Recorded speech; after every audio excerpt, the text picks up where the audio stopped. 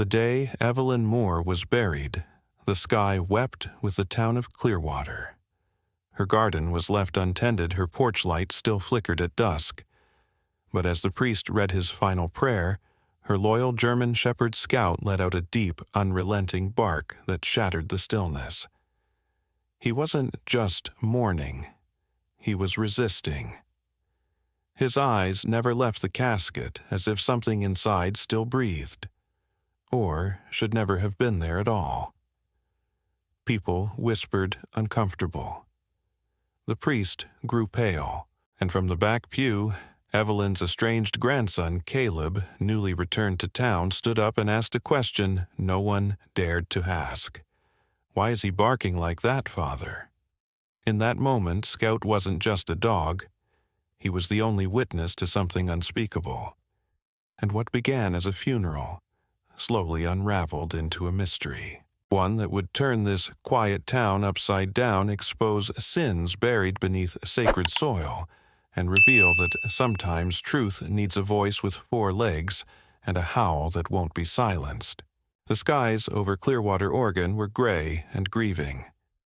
A quiet drizzle fell through the towering pine trees, dampening the red-bricked walkways that led to the old chapel perched on the town's western hill. The air was thick with the scent of wet earth and solemnity. Inside the chapel, rows of aging pews creaked softly under the weight of mourners dressed in black.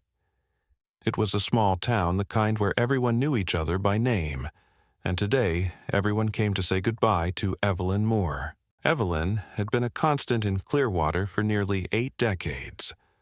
A retired schoolteacher with snow-white hair always tied in a bun and gentle eyes behind gold-rimmed glasses, she had lived in a weather-worn house on Alder Lane with ivy growing up the sides like time itself wrapping around her.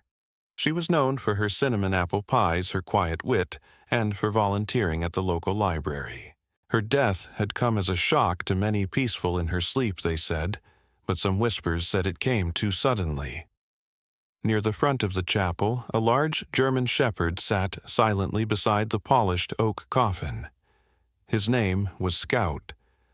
6 years old, with deep amber eyes and thick black and tan fur that shimmered despite the dim lighting, Scout had been Evelyn's constant companion since her husband passed away. He was not a playful dog, but a wise one, trained originally as a therapy animal for veterans, yet bonded deeply with Evelyn, as if sensing something in her soul that needed healing. He often walked ahead of her, but always looked back. Today, though, Scout didn't sit in silence. As Pastor Grant Holloway began to speak, his voice smooth-measured, reverent, Scout rose and let out a low, resonant growl. The sound made several people turn their heads. When Pastor Grant continued the eulogy, Scout took a step forward and barked, once, loud, then again. Then he would not stop. Pastor Grant was a man in his late 40s, tall and lean with silver creeping into the edges of his neatly combed dark hair. He wore his usual black robe with a gold cross embroidered over the chest, and though his demeanor was typically calm and gracious, something in his eyes flickered when Scout barked. He paused, cleared his throat, then continued with more force than before, as if trying to speak over the sound of the dog. But Scout wouldn't let up. His barking grew sharper, insistent, not fearful, but warning. People in the pews exchanged glances. One older woman clutched her purse tighter. A young boy buried his face into his father's coat. Pastor Grant glanced briefly at the coffin and then back at the dog lips pressing thin. From the back of the chapel, a figure rose slowly, Caleb Moore. Caleb was 32, with a tall, athletic frame and an edge of city sharpness in the way he moved. His dark brown hair was tousled as though he hadn't slept well, and stubble shadowed his square jaw. Dressed in a wrinkled gray suit that hinted he had arrived in a rush, Caleb carried the look of a man who didn't belong to this quiet town anymore, but couldn't yet let it go. He hadn't returned to Clearwater in over 5 years. After leaving for college in Portland, he'd chosen a life in the city first as a software consultant, now a freelance engineer. His relationship with his grandmother had been complicated, filled with distant regret and unspoken affection. He stepped down the aisle toward Scout, whose barking softened into short, alert bursts. Caleb knelt beside the dog, placed a hand on his strong back, and looked at the coffin. Then he turned his gaze to Pastor Grant. "Why is he barking like that?" he asked, his voice not loud but cutting through the chapel like a chisel on stone. The question hung in the air, unanswered. Pastor Grant's face tightened, and he forced a smile. He's grieving. Dogs grieve too. But Caleb didn't look convinced. He studied Scout, whose body was tense and still ears. Forward, eyes locked on the wooden casket, as if something inside wasn't quite right. The air in the chapel changed. What had started as mourning now felt like waiting, watching. Claire Bennett, a woman in her 60s with sharp eyes behind square glasses, sat 2 pews from the front. The town's librarian and Evelyn's longtime friend, she shifted uncomfortably. Her auburn hair had long faded into gray, pulled into a neat, low bun. Claire was known for her sharp memory and cautious nature, but today her eyes followed Caleb with something deeper apprehension. Outside, the rain began to fall harder, drumming softly against the chapel's stained glass windows.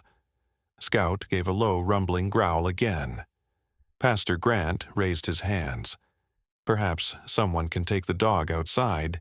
It's time we let Evelyn rest in peace." But no one moved. Caleb stood slowly. "He's not barking for no reason," he said, scanning the room. "Scout knew her better than any of us. Maybe he saw something, or someone." There was a pause, a ripple of unease. Then a voice from the side, an elderly man with a cane, murmured, "He's Evelyn's shadow." That dog always knew when something was wrong. Scout turned his head briefly, acknowledging Caleb with a brief glance, then back to the coffin. Still watching. The barking had stopped, but something had shifted. The room, once heavy with sadness, now vibrated with uncertainty. Pastor Grant forced a final smile. "Let's continue," he said tightly, "and honor her memory." But Caleb, standing beside the silent sentinel dog, wasn't so sure. The rain had softened into a mist by the time the mourners dispersed, leaving the chapel surrounded by puddles and silence. Caleb stood alone beneath the portico, one hand resting gently on Scout's neck. The dog was calm now, but his gaze still lingered on the direction of Evelyn's casket, as if he could sense something unfinished. Caleb exhaled slowly, his breath a white cloud in the cool air. He had planned to return to Portland that night, but now everything felt uncertain. Scout nudged Caleb's leg and began walking down the chapel steps, tail's stiff movements deliberate. Caleb followed him without thinking, guided not by curiosity but something deeper instinct perhaps. They walked past rows of parked cars and out toward Evelyn's home at the edge of town, nestled behind a crooked picket fence, and overshadowed by a pair of old pine trees that had once shaded a garden, now gone wild. Evelyn's house was still exactly as he remembered it. 2 stories, paint peeling at the corners, the porch swing still creaking in the wind. Scout didn't hesitate. He padded straight into the backyard, ignoring the pathway, and instead veering off into the overgrown grass behind the garage. Caleb followed his shoes, sinking slightly into the wet earth. In the far corner of the yard stood an old bird bath, moss-covered and chipped. Scout circled it. Once, then sniffed at the base. Caleb knelt beside him, brushing away wet leaves until he found it a small rusted mailbox, half buried and nailed into the side of the fence. It was padlocked. Caleb sat back on his heels. "What is this?" he murmured. Scout sat beside him, ears perked, tail still. The mailbox was nothing Evelyn had ever mentioned. He wiped off the dirt and noted that the keyhole was old but functional. Caleb didn't have the key, not yet. Inside the house, the air was stale and cold. The furniture was untouched, covered in plastic like it had been frozen in time. Caleb opened a few windows to let the air circulate. On the kitchen counter beside a chipped ceramic mug lay a single envelope addressed to him in Evelyn's careful handwriting. It read, "In case you ever come back." Inside was a note. "Caleb, there are things in this town I no longer understand. If you're reading this, I hope you'll take the time to look where others refuse to. Start where we always hid the gingerbread for Christmas. Trust Scout." Grandma Evie Caleb read it twice, heart-heavy. The gingerbread. As a boy, he remembered the hiding spot, an old drawer in the built-in hutch in the dining room. He crossed the hall, opened it, and found an empty cookie tin. Inside, taped to the bottom, was a small brass key. Back outside, the key fit the mailbox perfectly. It opened with a rusty creak. Inside were 3 folded papers, yellowed with age. The first was a photocopy of a check made out to the church amounting to $10,000. The second was a hand-drawn map of what appeared to be the church's interior with a red X marked behind the altar. The third was a letter addressed to a woman named Claire. Claire Bennett had never been particularly close with Caleb, though she had often sent him birthday cards as a child. She was precise, organized, and spoke in clipped tones that hinted she didn't suffer nonsense. Her office in the Clearwater Public Library was a shrine to order, books, alphabetized, and color-coded plants trimmed perfectly, and notes stuck with exact symmetry. Caleb made his way to the library. It was a tall, narrow brick building with ivy crawling across the front and a carved stone owl above the door. Inside it was silent, except for the occasional creak of floorboards and the soft hum of fluorescent lights. He found Claire in her usual spot at the front desk, cataloging a stack of donated paperbacks. Claire looked up. Her gray eyes narrowed slightly at first, then softened. "Caleb," she said, her voice steady but guarded. "I wasn't sure you'd stay." "I wasn't either," he replied, pulling the folded letter from his jacket. "But then Scout led me to this." Claire's face shifted as she took the envelope. Her lips pressed together as she read it. "Your grandmother didn't trust many people you know," she said after a long moment. "But she trusted Scout. And she trusted me." She stood and motioned for Caleb to follow her through a side door into a small private reading room. The space was lined with dusty town records stacked high on aging shelves. Claire pulled down a leather-bound notebook from a locked cabinet and handed it to Caleb. "Evelyn started writing things down months ago," she said.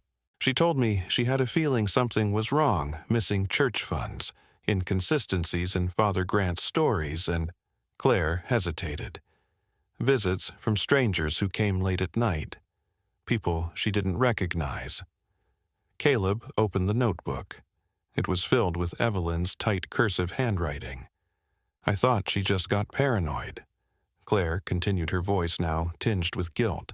"But then she started talking about secret ledgers, donations that disappeared, and how she didn't feel safe anymore." The last entry was dated 3 days before her death. "Scout has been growling at the chapel door every evening. I think he hears what I don't want to believe. I fear I've gotten too close to something they'd rather stay buried." Caleb closed the notebook slowly. Scout, lying nearby, lifted his head and stared at him unblinking. The afternoon sun filtered softly through the lace curtains of Evelyn's study, casting long shadows on the polished oak floor. Dust motes floated lazily in the light as Caleb stepped into the room, holding Scout's leash loosely in his hand. Though the room was tidy, there was a sense of abandonment, like time had paused the moment Evelyn passed. The scent of old paper and lavender lingered faintly in the air. Caleb scanned the shelves, his fingers brushing across framed photographs and stacked books. He had not planned to stay in Clearwater, much less go through his grandmother's things, but Something in Scout's persistent behavior and in his own growing unease kept him searching. On the corner of the desk sat an old leather photo album, the edges worn and the spine slightly frayed. Caleb opened it carefully. Near the back, one photograph caught his attention. In the faded image, Evelyn stood beside Pastor Grant Holloway. Both appeared younger by at least 2 decades. Evelyn's smile was reserved, her shoulders slightly drawn, while Pastor Grant's expression was more confident, even somewhat guarded. Behind them was the church altar, and tucked just behind the curtain on the back wall was a square metal panel, small, unobtrusive, but unmistakable in shape. A safe. Caleb leaned closer. Pastor Grant's arm rested near the edge of the panel as if to block it from view. On the back of the photo, written in Evelyn's precise cursive, were 5 words, "Watch where he stands most." The message was cryptic, but it stirred something uneasy in Caleb. The idea of a hidden compartment behind the altar seemed absurd, until he remembered Scout's barking during the funeral, and how the dog had fixated on that very spot. He closed the album and turned his attention to the drawer beneath the desk. It was filled with a mix of stationery notebooks and envelopes. One small bundle was tied with a blue ribbon. Caleb untied it and found a series of letters all addressed to Claire Bennett. The dates on them ranged from 7 months ago to just 2 weeks before Evelyn's death. He read the first one. Dear Claire, I'm beginning to suspect that the church donations aren't being used as reported. I've checked the board's public disclosures and found inconsistencies. When I asked Pastor Grant about them, he said I must be mistaken, but I know what I saw. I've started documenting everything. Please hold on to this in case something happens before I can speak with the board directly. Another letter dated a month later carried a more urgent tone. Claire, I believe Pastor Grant is hiding more than financial information. There's a locked panel behind the altar that he never lets anyone approach. I asked about it once, and he changed the subject immediately. Scout won't go near him anymore. That dog senses things. I've decided to keep digging. If I disappear or fall ill suddenly, I need you to show these letters to someone who will care enough to listen. Caleb lowered the page slowly. His grandmother had not died simply of old age. She had been afraid enough to write letters enough to ask someone else to protect her suspicions. Scout looked up at him as if waiting for a decision. And Caleb, though still uncertain, now understood his grandmother had not been paranoid. She had been cautious, brave, and terribly alone in what she'd uncovered. The wind howled low that evening, tugging at the edges of Clearwater's wooden fences and slipping through the cracks of Evelyn's old house like a whisper. Caleb stood by the living room window, watching the lights flicker in the distant church tower. It had been a long day of quiet discoveries. Evelyn's letters, the photograph, the suggestion of a hidden safe, and now the silence of the house pressed in on him. Behind him, Scout sat upright, ears stiff, his eyes fixed on the same tower as if he too sensed something unresolved there. When Caleb moved toward the coat rack, Scout stood immediately. It was late close to 10, but something in the air pushed Caleb forward. He slipped on his jacket, grabbed a flashlight from the kitchen drawer, and without a word Scout followed him out into the cold. The walk to the church was brisk. The streets of Clearwater were empty, lit only by the pale gold glow of street lamps and the occasional flicker of Christmas lights left too long on porches. The chapel stood dark and still at the end of the road, its front doors locked as expected. But Caleb didn't approach the front. He circled around the side toward the rear entrance, the one Evelyn used when she brought pies for bake sales or decorations for holiday services. The door was old and warped slightly from years of weather, but the lock was basic. Caleb pulled a small toolkit from his coat pocket, something he'd always carried since his engineering days, and after a few careful minutes the latch clicked. Scout pushed ahead of him into the dark hallway. The scent of candle wax and old hymn books filled the air. Caleb flicked on the flashlight and moved slowly the beam, scanning the walls of the sanctuary. Everything looked as it always had. Wooden pews, faded hymnals, the grand cross above the pulpit. But Scout wasn't interested in the obvious. He led Caleb down the side aisle past the organ and toward the rear of the altar.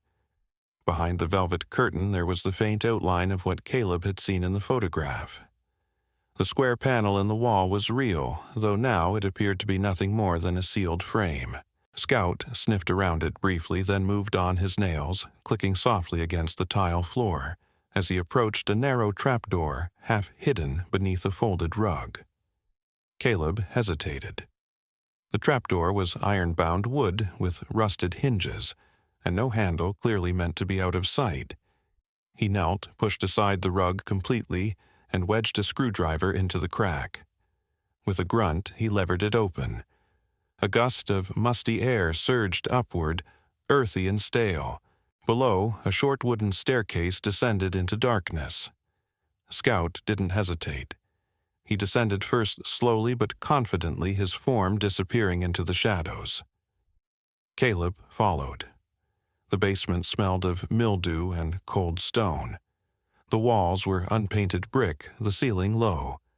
It was larger than expected, almost like a forgotten chamber beneath the church. The flashlight beam swept across old pews, boxes of decorations, and against the far wall, an old metal filing cabinet, dented and half-covered by a dusty sheet. But next to it, on a makeshift table, was a gray metal box. Scout stopped beside it, his ears tilting slightly forward. Caleb stepped up, heart pounding. He ran his fingers over the lid. It wasn't locked. Slowly, he opened it. Inside were stacks of cash bound tightly in elastic bands, some marked with faded labels, Mission Fund, Community Garden, Roof Repairs. Beneath the money were several envelopes and a small handwritten note on yellowed paper. The note was from Evelyn. "If you found this, then I was right to be afraid. This money was never reported. I've tracked donations for over a year, and each month more disappears. Grant doesn't keep the records, he hides them. I followed him once. This basement was his stop." Caleb stared at the letter for a long time, the words blurring slightly. He hadn't wanted to believe anything sinister. Even after the letters, the ledger, the photos, some part of him still clung to the idea that maybe Evelyn had grown paranoid with age. But now, with cash in hand and his grandmother's handwriting in front of him, the truth pressed cold against his chest. Scout let out a low, almost mournful whine and nudged the box once with his nose. A sudden noise, scraping wood above. Caleb froze, heart spiking. Then silence. Someone had stepped inside the chapel. He clicked off the flashlight. Scout was instantly alert, muscles tight. Caleb crouched low beside the table and listened, but no further footsteps came. After a long moment, he packed Evelyn's note into his pocket, closed the box, and motioned for Scout to move quietly back up the stairs. They exited through the side door without seeing anyone, but Caleb didn't doubt what he'd heard. Someone else had been there, perhaps checking on the basement, perhaps looking for the same thing. He glanced down at Scout as they walked back toward Evelyn's house. She didn't die of natural causes, he whispered more to himself than the dog.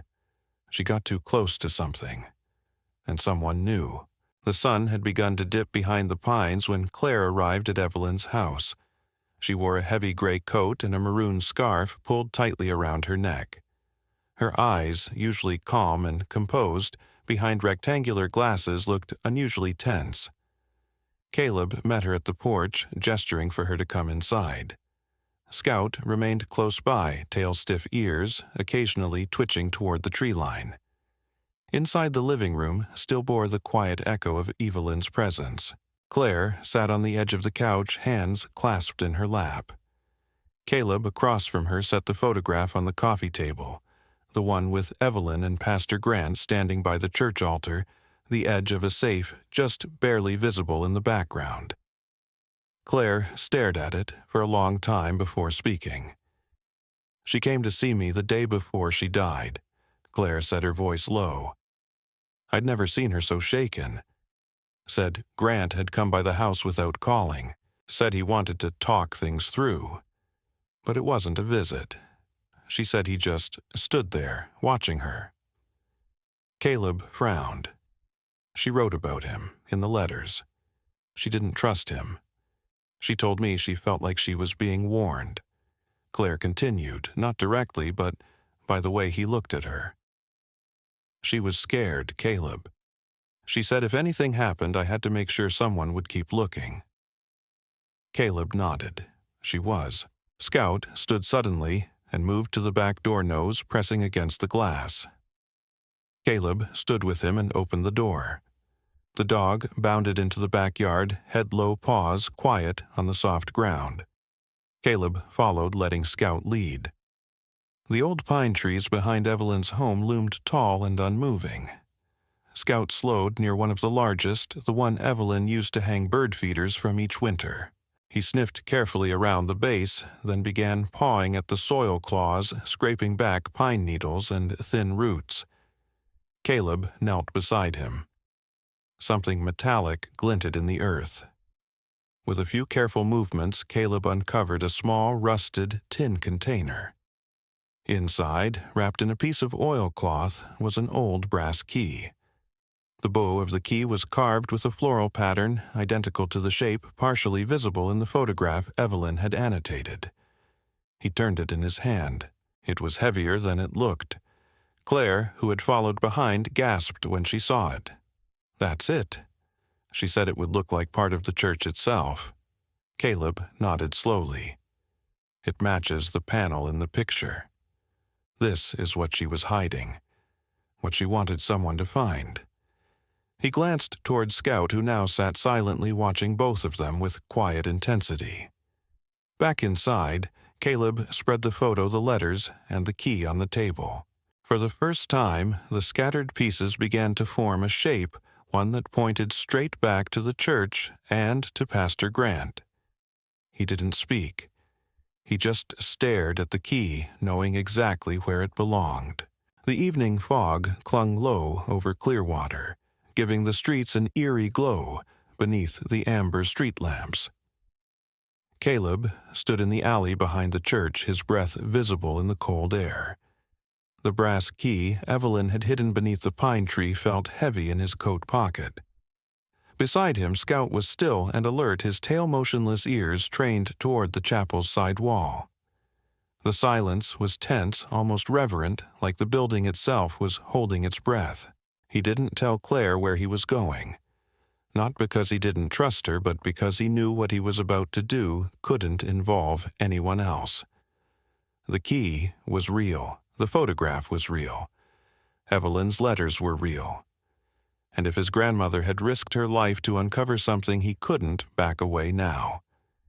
He stepped forward and tried the side door, the same one he'd used days before when discovering the basement.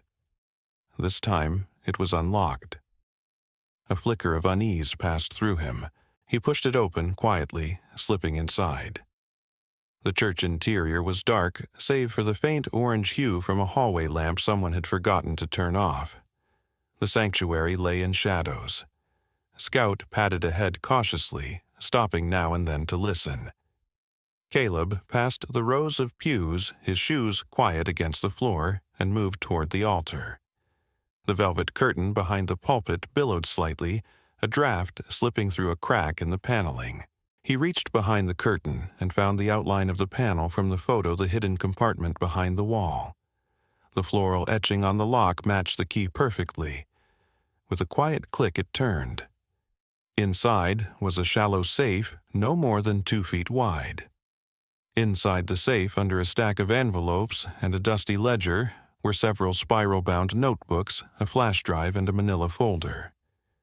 Caleb reached for the ledger first. The pages inside were marked with dates and donation amounts, handwritten notes not matching any of the official church books Evelyn had documented. Names, numbers, and crossouts filled the margins. He turned to the folder. Inside were receipts from vendors, many of them marked paid in cash. A few were for services the church had never announced: equipment rentals, storage units, food deliveries to a name Caleb didn't recognize, J. Holloway. Scout gave a low growl, and Caleb turned sharply. Standing in the doorway to the sanctuary, backlit by the hallway lamp, was Pastor Grant Holloway. Grant was in his early 50s, tall with a once athletic frame that now carried the slow weight of time. He wore his usual black clerical shirt, the white collar slightly crooked. His short-cropped, silvering hair looked damp from fog, and his expression was a mixture of surprise and weariness. "I was wondering how long it would take you to come back here," Grant said, stepping forward. His voice was calm, but there was an edge beneath it. "You've been stirring up quite the storm, Caleb." Caleb straightened. "You already know why I'm here." Grant's gaze dropped briefly to the open safe. "That belongs to the church." "No," Caleb said. "This belonged to Evelyn. She was documenting your fraud, and I found it." There was a long silence. Then Grant gave a humorless smile. "You think it's that simple? I think you've been laundering donations, using church funds for something else, maybe for your brother, maybe for yourself. Evelyn was closing in and then she died. Conveniently." Grant's jaw tightened. "Careful, son." Caleb stepped out from behind the curtain, the folder in his hand. "I'm not your son." Scout moved between them, his stance protective. The low growl he emitted was deeper now, almost vibrating the air. Grant's smile faded. "That dog's going to get someone hurt." "If you lay a hand on me," Caleb said, voice steady, "he'll make sure it's not me." Grant took another step forward, then stopped. "You think you can take that to the police? You think they'll believe some grief-stricken grandson and a stack of dusty papers over a man who served this town for 30 years? They'll believe," Evelyn Caleb replied. "Because everything you've hidden, every receipt, every name, every unreported dollar, she documented it. I'm going to finish what she started." For a moment, Grant said nothing. His face was a mask of silence, but his eyes betrayed it, narrowed hard. "If you walk out of here with that folder," he said, "you'll tear this town apart." "No," Caleb said. "You did that." Grant turned slowly, then disappeared into the hallway without another word. Caleb waited a few seconds, heart-pounding, then lowered his eyes to Scout, who had not moved. "Let's go," he whispered. They walked out the side door into the fog. The folder was tucked beneath his arm, Evelyn's key still in his pocket. The truth was no longer hidden. Sunday morning broke over Clearwater with a strange kind of quiet, dense and anticipatory. Thin mist drifted through the evergreens that bordered the town, curling between rooftops and gathering along the edges of the chapel's stone steps. The bell in the tower rang, once a deep, sonorous tone that echoed across Main Street, drawing early arrivals toward the church for the town's memorial service for Evelyn Moore. Inside, the sanctuary had been transformed. Wreaths of pine and white lilies framed the pulpit. A portrait of Evelyn stood on a wooden easel at the front, her face serene and smiling, captured in a photograph taken 2 winters ago during the town's holiday book drive. Candles lined the windowsills, their flames flickering in soft harmony. Caleb stood near the rear, holding a leather satchel that now contained Evelyn's ledger, the stolen donation records, and the letters she'd written. He was dressed in a dark wool suit Evelyn had once had tailored for him when he graduated college, slightly tight at the shoulders now, but still serviceable. Scout sat obediently at his heel, coat brushed to a sheen, wearing a faded red bandana Evelyn had sewn for him the year she brought him home. Claire was already seated in the front row. She wore a long black dress and gloves, her hair pulled back into a simple bun. Her face was composed, but her eyes tracked every movement in the room with quiet intensity. Near her sat others who had known Evelyn well, neighbors, fellow teachers, a few older students now grown. At the far edge of the pews stood Sheriff Tom Abernathy. Tom was in his late 50s, tall and broad, with thinning white hair and a kind, leathery face. He had known Evelyn since they were both children. Though not prone to rash judgments, Tom had served as Clearwater's sheriff for nearly 2 decades, and his instincts were rarely wrong. Today, he wore his dress uniform and carried himself with a solemn presence. The ceremony began with a few words from one of Evelyn's former students, Sarah Langford, now a middle-aged librarian with shy eyes and a soft voice. She recited a poem Evelyn had once taught in her literature class, then stepped back, dabbing her cheeks with a handkerchief. A brief silence followed before Pastor Grant rose. He walked to the pulpit in his usual black robe, but today his confidence had dulled. There were faint bags beneath his eyes, and the hand holding his Bible trembled just slightly. Caleb watched closely. He wondered whether Grant believed he still had control of the room. Evelyn Moore. Grant began was a light in this community.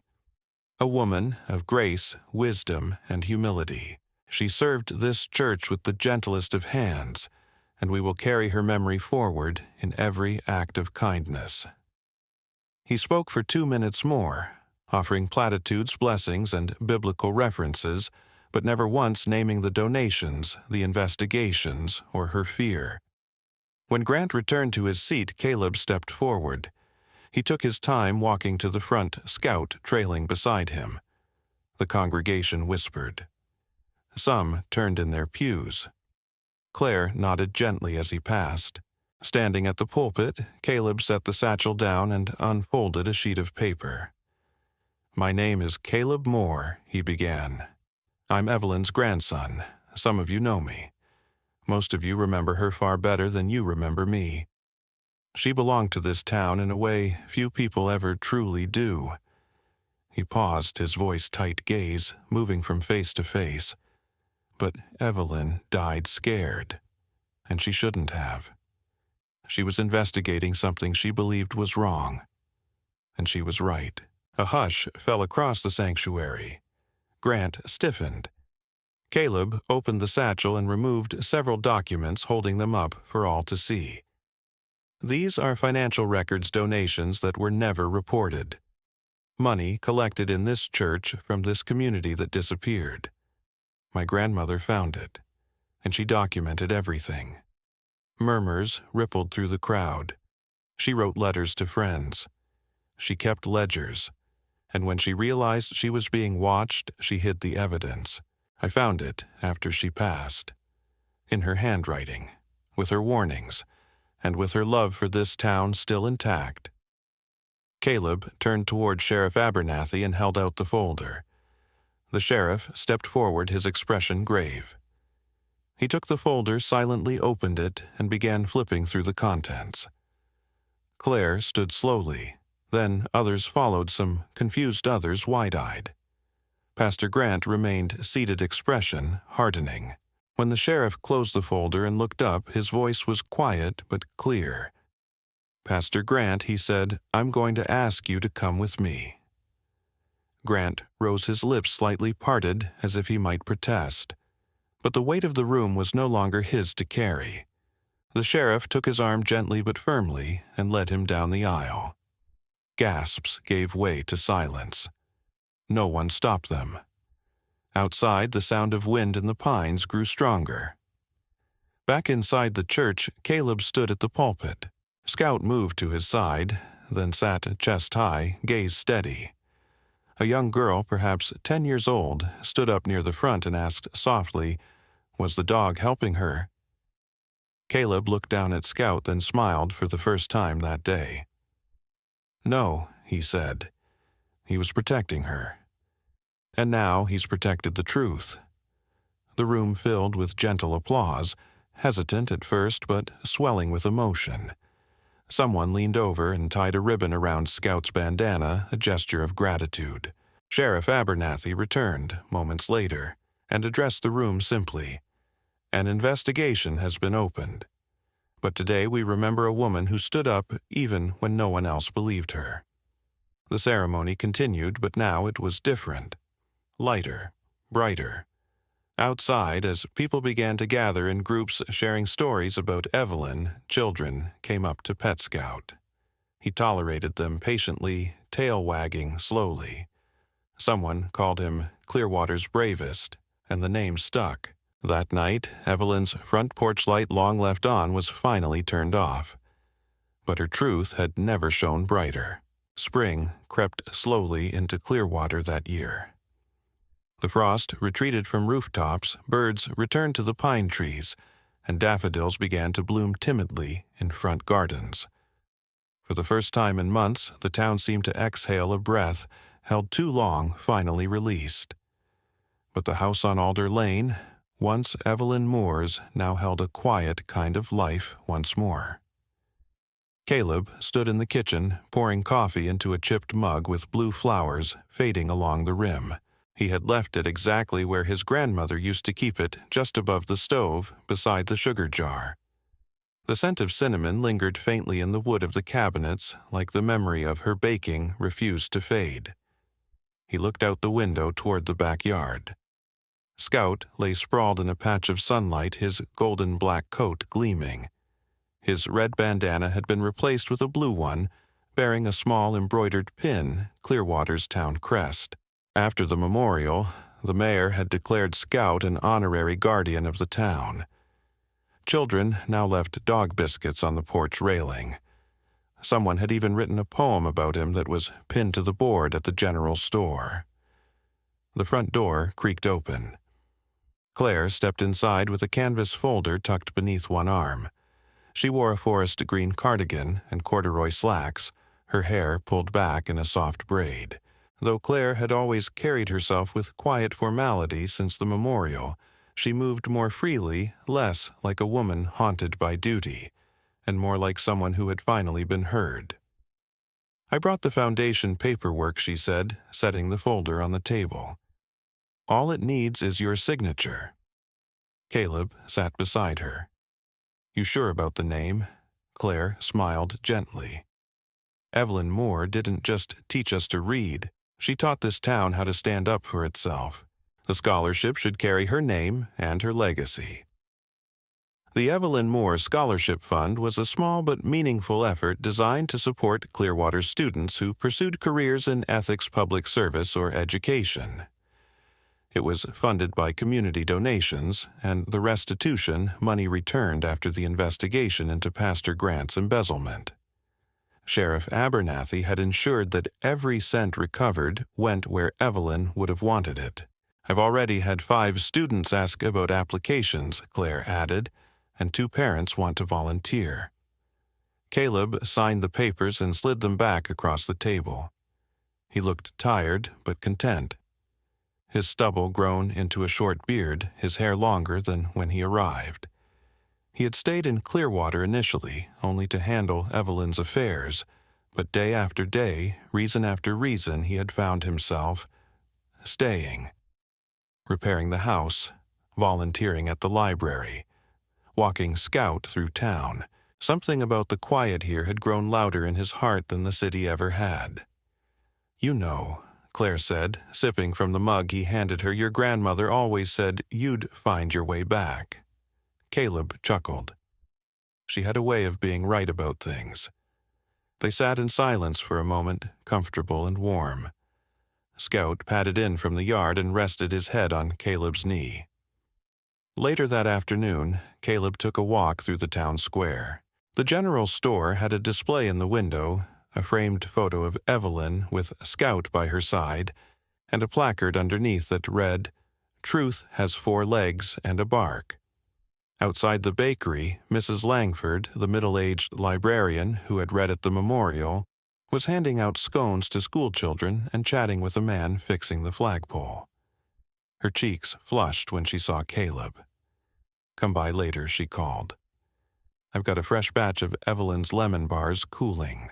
Across the square, a young girl named Lily approached him, no more than 8 years old, her ponytail tied with a pink ribbon.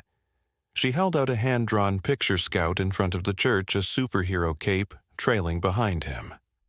"I made this for your dog," she said solemnly. Caleb knelt to accept it. He'll be honored. He looked down at Scout, who blinked slowly and leaned his weight against Caleb's shoulder. That night, back at Evelyn's house, Caleb unpacked a box labeled Memories, Keep. Inside were her old lesson plans, a collection of newspaper clippings, and at the very bottom a notebook with a cloth cover embroidered with tiny leaves. He opened it gently. It wasn't a diary exactly, more like a list of small joys, recipes, quotes from books, names of birds she had seen in the garden. On the final page was a line written in larger script, "The truth matters, but kindness saves." Caleb stared at it for a long time. Then he closed the notebook and placed it on the mantel above the fireplace. The next morning, the porch light flicked on, automatically casting its usual golden glow. A sign now hung by the gate, Moore House.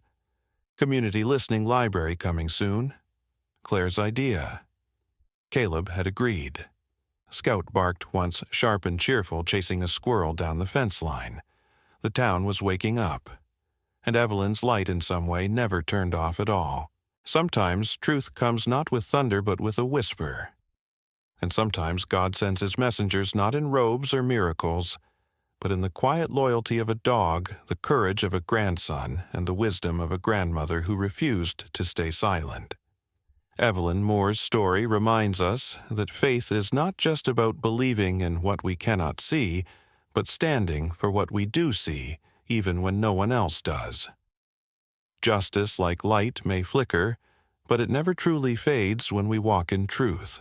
And in the end, God's grace finds a way through the most ordinary hearts.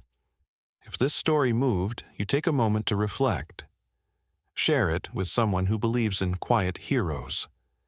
Comment your thoughts, subscribe to stay connected with more stories like this, and above all, pray for those who still fight to bring truth into the light. May God bless you, and if you believe in the power of truth and love, comment below, Amen.